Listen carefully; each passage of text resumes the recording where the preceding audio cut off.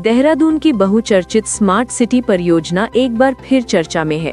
Smart cities mission के तहत देहरादून को आधुनिक और सुव्यवस्थित शहर बनाने के लिए बड़े पैमाने पर बजट स्वीकृत हुआ था, लेकिन जमीनी हालात अब भी सवाल खड़े कर रहे हैं। शहर के कई हिस्सों में निर्माण कार्य अधूरे पड़े हैं, कहीं सड़कें खुदी हुई हैं, तो कहीं बारिश के बाद जल भराव की समस्या से लोग जूझ रहे हैं। ट्रैफिक व्यवस्था में भी अपेक्षित सुधार दिखाई नहीं दे रहा। आम नागरिकों का कहना है कि लंबे समय से चल रहे कार्यों की वजह से उन्हें असुविधा का सामना करना पड़ रहा है। सत्तारूढ़ दल के विधायक खजान दास ने भी परियोजना की धीमी प्रगति पर चिंता जताई है। उनका कहना है कि पहले कार्यदायी एजेंसियों की सुस्ती के कारण काम प्रभावित हुआ, लेकिन मुख्यमंत्री पुष्कर सिंह धामी के हस्तक्षेप के बाद अब रफ्तार बढ़ने की उम्मीद है। दूसरी ओर विपक्ष ने इस मुद्दे को लेकर सरकार पर तीखा प्रहार किया है। कांग्रेस नेता सूर्यकांत धस्माना का आरोप है कि स्मार्ट सिटी के नाम पर भारी भरकम बजट खर्च तो हुआ, लेकिन परिणाम उम्मीद के मुताबिक नहीं दिख रहे। उन्होंने परियोजना में पारदर्शिता की मांग उठाई है।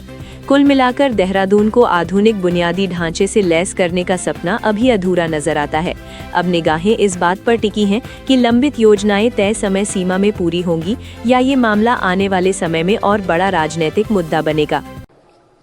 देखिए, मैं कहता हूं कि जैसे मैंने पूर्व में कहा कि विकास हो रहा है, पीछे भी हो रहा था, आगे भी होगा, अभी भी हो रहा है।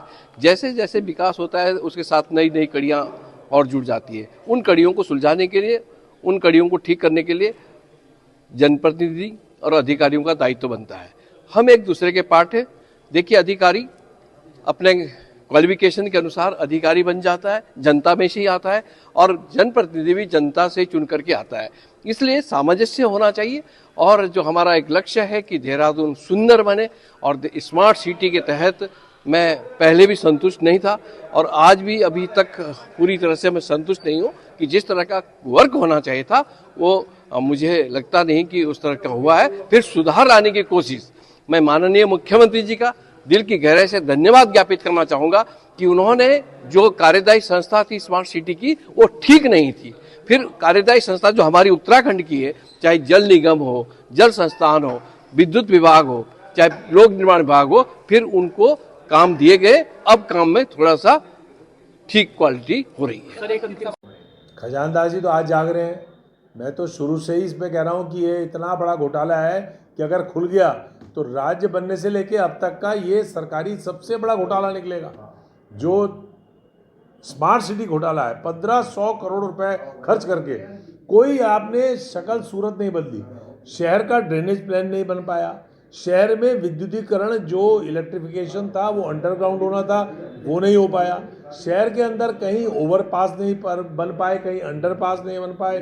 शहर की लाइटों की जो ट्रैफिक लाइट्स की व्यवस्था है वो इतनी बुरी है कि 90% समय जो है वो लाइट जलती नहीं है। पूरे शहर के अंदर ट्रैफिक जैम है। पूरे शहर के अंदर जो आपने बोर्ड लगाए थे वो बोर्ड गायब हो गए, वो बोर्ड फेड्स हो गए। आपने जो भित्ति चित्र बनाए थे और पेंटिंग्स बनाई थी पूरे शहर के अंदर, आज आप घूमिए 2 साल बाद आपको नज़र ही नहीं आएंगी, कहीं है ही नहीं वो तमाम पेंटिंग्स।